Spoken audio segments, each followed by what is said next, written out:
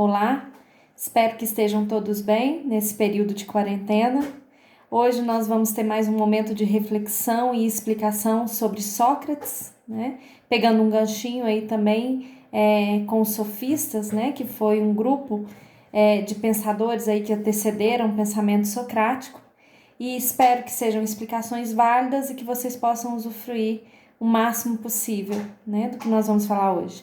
Dúvidas, sugestões e comentários, deixem aí embaixo no comentário, que na medida do possível a gente vai tentando responder a todos, tá bom? Muito bem. Falar sobre Sócrates, né, é falar sobre um divisor de águas que a gente tem dentro do pensamento filosófico, né? A filosofia, ela se divide em períodos, né? E o mais comum, quando a gente começa a estudar filosofia, é falar em filosofia pré-socrática, filosofia socrática e filosofia pós-socrática, né? Dada essa terminologia, por aí só a gente já vê a importância desse pensador, né, para o pensamento filosófico. Antes de entrar no pensamento socrático propriamente dito, é importante que a gente faça algumas reflexões, né, que vão embasar todo o pensamento de Sócrates e a importância dele. Quando a gente sai ali da filosofia pré-socrática, né, com todas aquelas discussões que nós já realizamos sobre os filósofos pré-socráticos, que buscavam na physis, ou seja, na natureza, o princípio originário de tudo, né, o princípio único originário de tudo, que seria a arqué, a gente percebe que essa primeira discussão, por mais rudimentar que pareça ser, é o primeiro passo para uma discussão filosófica, né? E é ela quem instaura esse clima de debate, né? Discussões a partir daí começam a ser realizadas na ágora, né? Que é a praça pública das polis, por homens que são considerados cidadãos. Importante refletir que aqui a gente tem um conceito restrito de cidadania, né? Cidadania eram aqueles homens, né, maiores de 18 anos, livres e que tivessem renda, né? Então, não eram todos os habitantes das polis que eram considerados como cidadãos. Mas essa discussão, esse clima de debate já estava sendo instaurado aí nas polis gregas, né, nas antigas cidades-estados gregas. A veracidade ou não da arqué, que seria o princípio originário de tudo, né, a busca de todos os pré-socráticos, ela não importava se era a água, como diria Tales de Mileto, ou se era o fogo, né, como disse Heráclito de Éfeso. Isso, na verdade, não importava. O que importava era se havia alguma lógica nessa reflexão, né? Independente se fosse a água, ou o fogo, ou os números, ou os átomos, né? O que valia era a profundidade lógica dessa reflexão. Se era uma reflexão baseada na racionalidade ou não, né? Quando esse discurso era pautado na racionalidade, ele era considerado acreditável, né? Então, a crença, né, nessa verdade, ela dependia do quão lógica era essa reflexão e essa discussão.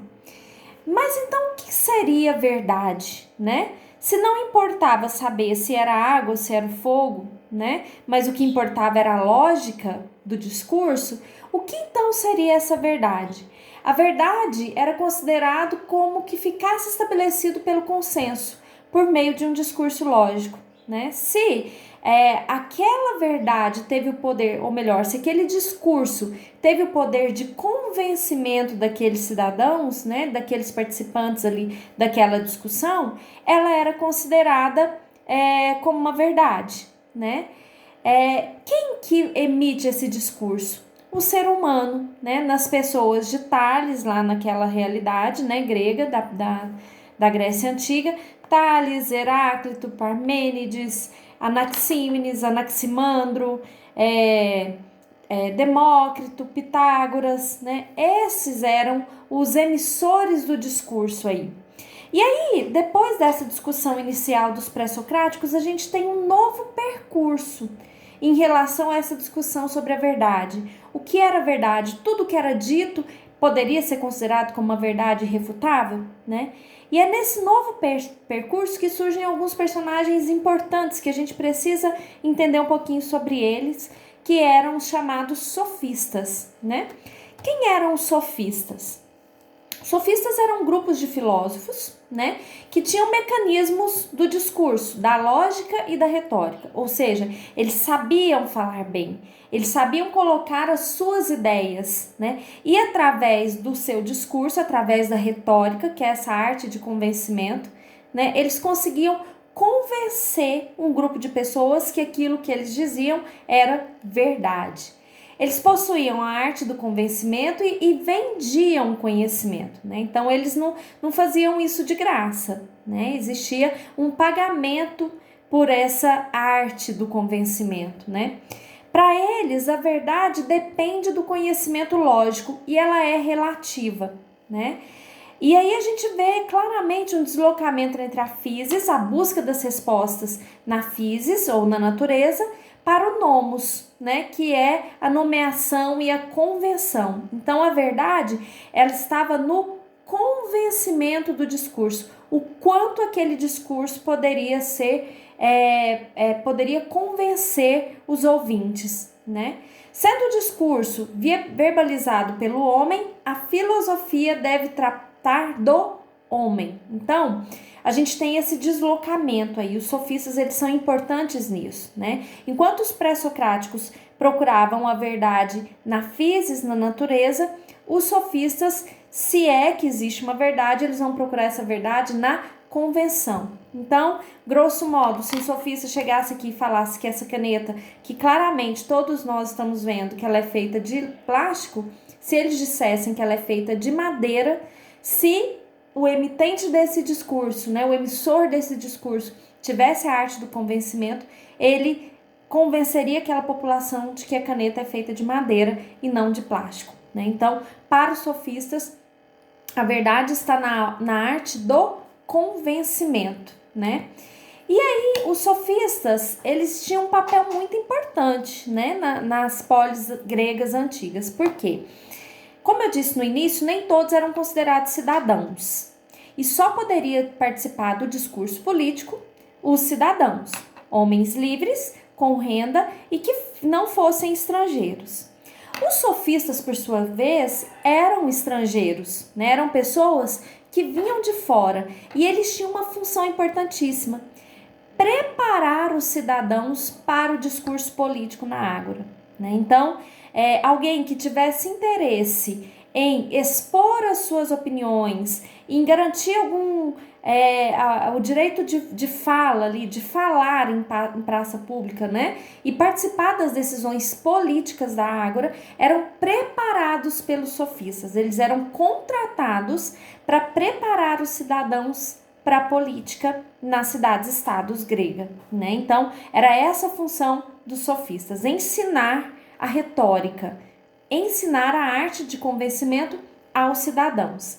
E como que eles faziam isso? Por meio de um monólogo, né? Os sofistas, e isso é importante mais à frente quando a gente for falar do método socrático, os sofistas, eles convenciam pelo monólogo, ou seja, eu falo e você me escuta, sem intervenções, sem troca de ideias, né? Então, os sofistas, eles traziam a sua verdade, né? E convenciam o ouvinte da sua verdade. E era dessa forma que eles preparavam os cidadãos para a arte da política, para participar da vida política na ágora. Muito bem, aí surge Sócrates. Sócrates é, no mínimo, um personagem enigmático dentro da filosofia, né? Um divisor de águas, dada a sua importância, porque depois de Sócrates, o método filosófico sofre algumas mudanças, mas ele é enigmático por quê? Porque o Sócrates não deixou nada escrito. Não tem nenhuma obra filosófica de autoria de Sócrates. Nós conhecemos Sócrates através do seu discípulo Platão, né? Que vai colocar em palavras aquilo que Sócrates disse, né? Há quem diga, inclusive, que Sócrates é um personagem inventado pelo Platão, né? Na medida em que ele não deixou nada por escrito, né? algumas pessoas, alguns estudiosos acreditam que ele nada mais era do que um personagem inventado por Platão para dar vazão às suas próprias ideias. Existindo ou não, as ideias são importantes, as ideias atribuídas a Sócrates são importantes, né? Sócrates, ele vai se contrapor aos sofistas, né? Que diziam que a verdade era relativa, que dependia do discurso, do convencimento. Sócrates vai falar o seguinte, olha, os sofistas, eles apenas criam uma aparência do conhecimento, né? Eles não trazem de fato conhecimento, né? Eles não revelam a verdade, uma vez que eles consideram que a verdade é relativa e depende do discurso. Então, o Sócrates vai ser responsável por essa crítica muito forte aos sofistas, né? Para ele, o verdadeiro filósofo, ele não cria a verdade, mas ajuda ela a aparecer, dando luz a ela como um verdadeiro parteiro do conhecimento. Então, vamos lá. O principal ponto de crítica do Sócrates é que ele dizia que os sofistas não eram filósofos, eles não poderiam ser chamados de filósofos, por quê? Porque eles não tinham compromisso com a verdade, né? Eles criavam uma verdade, e não é isso que a filosofia faz. A filosofia faz nascer a verdade, dar luz à verdade. Tanto que o método socrático foi chamado de maiêutica. Maiêutica significa parturir, dar à luz, trazer a verdade do conhecimento, né? E não convencer um determinado público de alguma ideia ou teoria. Então, o Sócrates, ele, na medida em que ele se contrapõe aos sofistas com essa ideia de verdade relativa e dependente da convenção, do convencimento, Sócrates ele vai dizer que a verdade ela surge através do diálogo de ideias e não do monólogo, como pregavam os sofistas, né? E como os sofistas passavam para frente aí para os cidadãos, né, da época. Então, Sócrates ele vai se contrapor radicalmente aos sofistas nesse sentido aí. E aí, o método socrático é chamado de maiêutica, né? O que é maiêutica? Arte de parturejar, de trazer à luz, né? O ponto de partida para se chegar à verdade era a consideração da própria ignorância. Só sei que nada sei. Essa é uma das frases mais famosas atribuídas a Sócrates, né? Por quê? Segundo ele, o verdadeiro sábio, ele reconhece a sua própria ignorância. E ele não sai por aí falando as verdades equivocadas que ele acredita, considerando como verdades absolutas, né? O verdadeiro sábio, o verdadeiro filósofo, ele tem um compromisso em encontrar a verdade, né? E como que ele encontra a verdade? Reconhecendo que ele não sabe a sua verdade. Só sei que nada sei, né? Então, o reconhecimento da ignorância, segundo Sócrates, é o primeiro passo para se chegar à verdade. Só se pode chegar ao conhecimento, segundo Sócrates, através do discurso, do diálogo crítico e não do monólogo, como faziam os sofistas, né? Então, o conhecimento e a verdade, elas vão aparecendo, elas vão surgindo nesse método da maiêutica através do diálogo, da troca de ideias, né? Sócrates iniciou também o que a gente chama na filosofia de metafísica, que é o conhecimento para além do mundo físico. Então, para o Sócrates, o conhecimento ele não se atinha ao mundo material, né? E sim ao mundo metafísico, para além do mundo material. Ele chega à conclusão, então, de que quanto mais ele sabia, mais ele sabia que menos ele sabia. Só sei que nada sei, né? Então, existem muito mais conhecimentos, existem muito mais verdades do que a gente possa conhecer, né? Então, o reconhecimento da própria ignorância, né, é algo que nos motiva a buscar pela verdade, né, pela verdade absoluta. E o Sócrates, ele partia desse princípio, né? Como que o Sócrates fazia isso, né? Através do que ele chamava de ironia, né? A ironia era um método, né? Era um mecanismo, era uma ferramenta que o Sócrates disse que nós deveríamos usar para chegar à verdade absoluta, ao conhecimento absoluto, né? A ironia significa você colocar uma ideia, né?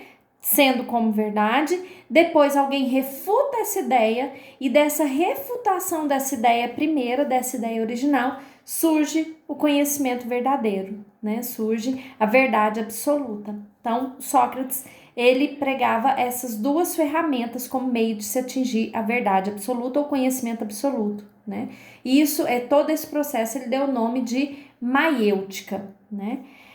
O Sócrates ele teve um final de vida curioso, vamos dizer assim, né?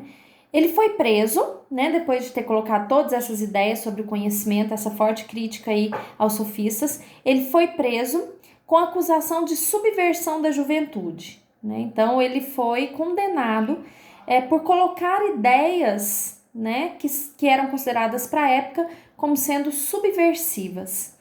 E aí ele foi condenado, né, à prisão.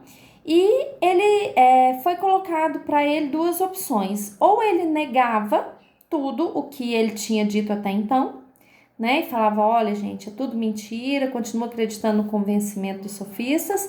Ou ele seria preso perpetuamente. O Sócrates, ele se negou, né? A negar tudo o que ele tinha dito.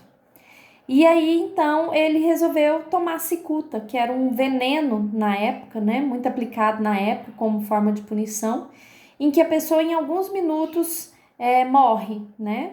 Perde a vida. Então, Sócrates, ele preferiu beber cicuta, né? Do que negar tudo aquilo que ele tinha dito sobre o conhecimento e sobre a filosofia, né? Espero que tenha sido esclarecedor, né? E que vocês possam aí dar continuidade aos estudos, né, nessa época de quarentena, nessa época de coronavírus. Claro que esse momento não substitui o nosso momento ali em sala de aula de interação, mas o objetivo é que a gente possa continuar pensando, né, sobre essas questões filosóficas, sobre esses autores tão importantes, tá bom? Muito obrigado pela atenção e até a próxima.